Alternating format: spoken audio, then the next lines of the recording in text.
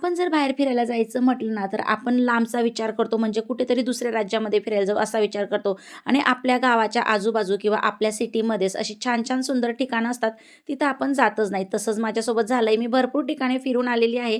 पण हे स्वामीनारायणचं धुळ्यामधलं मंदिर ना, मी पहिल्यांदा आज गेली होती. इतकं सुंदर मंदिर आणि एवढ्या वर्षापासून ते बनलेलं होतं, पण मी काही तिथं गेलीच नव्हती. जेव्हा मी इथं आले ना, तेव्हा मला वाटलं, की आपण एवढ्या लांब-लांब फिरून आलो, पण इतकं सुंदर मंदिर मला कुठे दिसलंच नाही. तर इथं आलो, दर्शन घेतलं, छान इथं फिरलो, फोटो काढले. खूप छान असं निसर्गरम्य वातावरण होतं. आजूबाजू छान गार्डन होतं. त्यानंतर इथं ना मुलांसाठी मनोरंजन पण होतं. तर त्यांना इथं तिकीट वगैरे काढून दिलं. ते खेळत होते. त्यानंतर मग इथून निघालो आम्ही. अंधार पडत आलेला होता. मग आम्ही इकडे आलो रेस्टॉरंटला जेवण करायला. इथूनच जेवण करून जाणार होतो, कारण अंधार झालेला होता आणि घरी जाऊन जेवण बनवू पण वाटत नाही, म्हणून आम्ही इथं बाहेरच जेवण केलं.